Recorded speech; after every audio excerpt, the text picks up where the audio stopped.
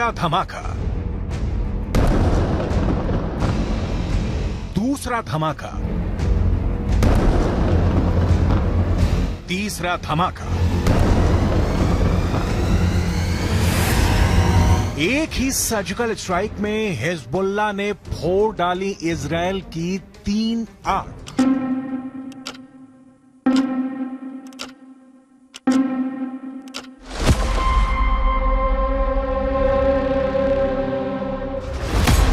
पहली आंख,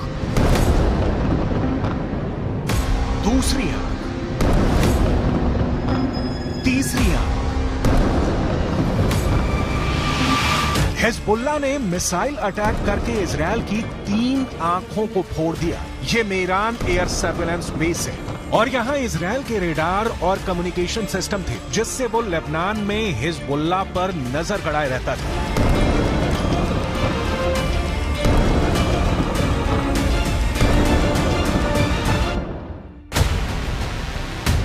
अब सैटेलाइट तस्वीर की मदद से इस लोकेशन को समझिए। लेबनान बॉर्डर पर यह है इजरायल की 3 आंख यानी 3 ग्लोब रेडार और साथ में है इजरायल के कम्युनिकेशन टावर। ये मेरान एयर सर्विलेंस बेस है, जिसे तैयार करने में इजरायल ने अरबों रुपए खर्च किए थे।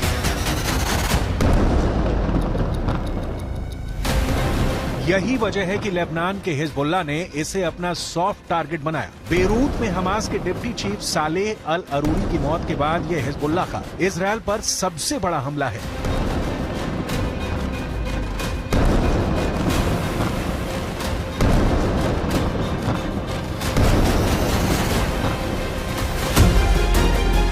यह इजरायल के बहुत ही सीक्रेट बेस पर बहुत बड़ा हमला है। एक तरह से हिजबुल्लाह ने इजरायल के सीक्रेट बेस को मिट्टी में मिला दिया है। अब तक डरा हुआ लग रहा था हसन नसरल्लाह, लेकिन अब लग रहा है कि शुरू हो चुका है अरूरी का बदला। इजरायल पर टूट रहा है हिजबुल्लाह।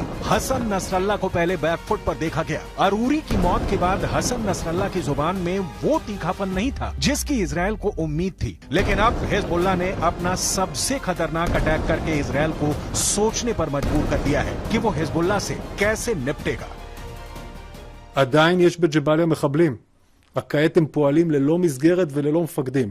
נתקלנו וגם ניתקל בירי רקטי ספורדי מהמרחב הזה. תקפנו אותו ונמשיך לתקוף ונמשיך להעמיק את ההישג באזורים האלה. זה דורש זמן.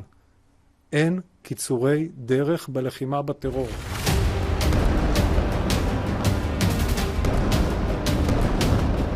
इस वक्त लेबनान और इजरायल के मौत वाले बॉर्डर पर हिजबुल्लाह का पूरा कंट्रोल है। हिजबुल्लाह अब ऐसी मिसाइल फायर कर रहा है जिसके आगे इजरायल के टैंक अपनी तोप रगड़ते हुए नजर आ रहे हैं। हिजबुल्लाह ने निकाली हैं 3 बहुत ही खतरनाक एंटी टैंक मिसाइल और मल्टी बैरल रॉकेट लॉन्चर। ये मिसाइल ईरान से सप्लाई की जाती रही हैं और ऐसी मिसाइलों का हिजबुल्लाह के पास बहुत बड़ा जखीरा है।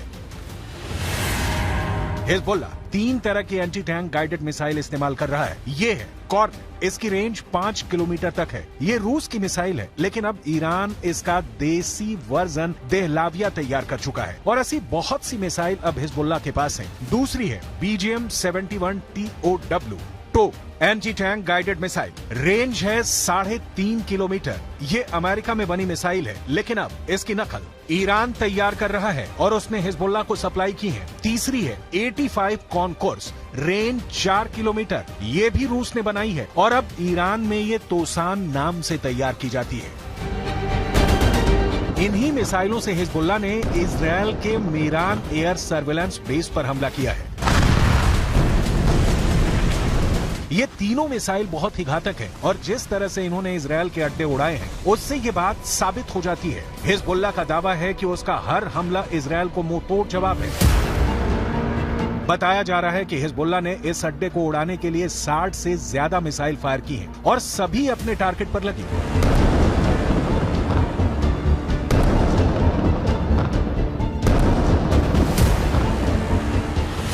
ये मेरान एयर सर्विलेंस बेस के अंदर की तस्वीरें हैं, जिन्हें बहुत ही सीक्रेट माना जाता है। ये बेस 1967 में बनाया गया था ताकि लेबनान बॉर्डर पर नजर रखी जा सके। इसका कंट्रोल इजरायल की एयरफोर्स के पास है। इस बेस से हवाई टारगेट को भी ट्रैक किया जाता रहा है और रॉकेट और तोप के गोलों को भी ट्रैक किया जाता है ताकि लेबनान बॉर्डर से लगे उत्तरी इजरायल के इलाकों को सुरक्षित रखा जा सके। दक्षिण लेबनान और उत्तरी इजराइल के बीच जो बॉर्डर है वहाँ तनाव बहुत ज्यादा है। कब कहाँ बम फटेगा, कहाँ धमाका होगा, ये या तो हिजबुल्लाह जानता है या फिर इजराइल की सेना। वैसे यहाँ के लोगों को भी पता है कि बहुत जल्दी युद्ध का एपिसेंटर गाजा से निकलकर लेबनान तक पहुँच सकता है। यहाँ तैनात संयुक्त राष्ट्र की सेनाएं भी अलर्ट मोड पर हैं। लगातार पेट्रोलिंग हो रही है। हमास के डिप्टी चीफ सालेह अल अरूरी की मौत के बाद हिजबुल्लाह के सामने बस दो ही विकल्प है, या तो उसे मरना होगा या उसे मारना होगा। यही वजह है कि हिजबुल्लाह ने इजराइल के अड्डों को टारगेट करना तेज कर दिया है। इस वक्त पश्चिम एशिया में युद्ध की जो आग लगी हुई है, गाजा पर बमबारी के बीच हमास और इजराइल के बीच जिस तरह की टक्कर हो रही है, उसमें अब नया खतरा इजराइल और लेबनान बॉर्डर का भी है। यहाँ भड़के शोले अब युद्ध की इस आग को 10 गुना भड़का सकते हैं और अब दुनिया में सिर्फ 4 लोग इसे कंट्रोल कर सकते हैं। पहले हैं इजराइल के प्रधानमंत्री बेंजामिन नेतन्याहू, दूसरे हैं ईरान के राष्ट्रपति इब्राहिम रईसी, तीसरे हैं अमेरिका के राष्ट्रपति जो बाइडेन और चौथे हैं यूरोप से लेकर अमेरिका तक सबको हिला देने वाले रूस के राष्ट्रपति व्लादिमीर पुतिन। इस वक्त सबसे ज्यादा एक्टिव ईरान है, खासकर किरमान में आतंकी धमाकों के बाद ईरान ने हिजबुल्लाह और यमन के हूथी विद्रोहियों को चौकन्ना रहने के लिए कहा है। ईरान ने इन दोनों मिलिशिया तक पहले ही इतने हथियार पहुंचा दिए हैं कि अगर इजराइल ने गाजा पर बमबारी नहीं रोकी तो हिजबुल्लाह और हूथी दोनों इजराइल पर बम बनकर फट सकते हैं। ये बात नेतन्याहू भी जानते हैं। הנחתה את צה"ל לצאת למלחמה כדי לחסל את החמאס, להשיב את חטופינו ולהבטיח שעזה לא תהיה עוד איום על ישראל. אסור לעצור את המלחמה עד שנשיג את כל היעדים הללו.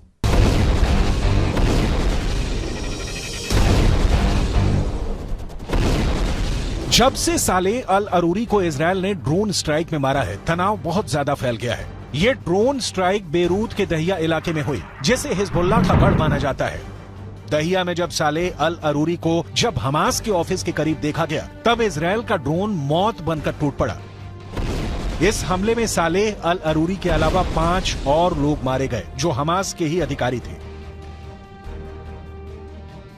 सवाल है कि क्या अरूरी की मौत का बदला अब सीधा युद्ध होगा, जिसमें बड़ी लड़ाई इजराइल और हिजबुल्लाह के बीच होगी। ऐसा युद्ध जिसमें इजराइल की तरफ होगा अमेरिका, जबकि हिजबुल्लाह की मदद करेगा ईरान। हालांकि बेंजामिन नेतन्याहू इससे पहले ही बेरूत को गाजा बनाने की धमकी दे चुके हैं। תקפנו מטרות רבות של חיזבאללה, חיסלנו מחבלים רבים, ואני שב ואומר, אם חיזבאללה יבחר להיכנס למלחמה, הוא יעשה את טעות חייו. देखा जाए तो हिजबुल्लाह वो संगठन है जिसे ईरान से पूरी मदद मिलती है और ईरान हिजबुल्लाह को इजराइल के खिलाफ एक बड़े हथियार के तौर पर इस्तेमाल भी करता आया है। लेकिन इजराइल ने अगर हिजबुल्लाह का हाल हमास जैसा करने का फैसला किया तो लेबनान में वर्ष 2006 वाले युद्ध की तबाही दोहराई जा सकती है। 2006 में हिजबुल्लाह और इजराइल के बीच 34 दिन तक युद्ध चला था। तब इजराइल के 121 सैनिकों को मिलाकर 160 लोग मारे गए थे, जबकि हिजबुल्लाह के 250 लड़ाकों समेत लेबनान के 1200 लोगों की मौत हुई थी। हम अपनी वीडियो लाइब्रेरी से 17 वर्ष पहले लड़े गए इस युद्ध की तस्वीरें निकाल कर लाए हैं ताकि इस बात का अंदाजा लगाया जा सके। लेबनान का वही हाल कर सकता है जो इस बार गाजा का कर रहा है। इसलिए हिजबुल्लाह को नेतन्याहू की धमकी को बहुत गंभीरता से लेना होगा, क्योंकि इजराइल अब बेरूत को दूसरा गाजा बना देगा। ये वो साफ साफ कह रहा है। इजराइल जानता है कि अरूरी की मौत ने उसका एक दुश्मन खत्म किया है, लेकिन कई और दुश्मन उसके खिलाफ तैयार हो चुके हैं। हमास के चीफ इस्माइल हानिया ने भी कह दिया है कि इजराइल को अरूरी के मर्डर की कीमत चुकानी होगी। अरूरी की मौत से इजराइल के 3 बड़े दुश्मनों को बहुत जोरदार झटका लगा है। पहला झटका हमास को लगा है, क्योंकि सालेह अल अरूरी इस्माइल हानिया के बाद हमास में दूसरा सबसे बड़ा नाम था। दूसरा झटका ईरान को लगा है, क्योंकि सालेह अल अरूरी ने ही सीरिया में युद्ध को लेकर हिजबुल्लाह और ईरान के साथ आए मतभेद को दूर किया था। तीसरा बहुत बड़ा झटका हिजबुल्लाह को लगा है, क्योंकि इजराइल ने बता दिया है कि अब वो लेबनान की राजधानी बेरूत और हसन नसरुल्लाह के गढ़ को टारगेट करने से पीछे नहीं हटेगा।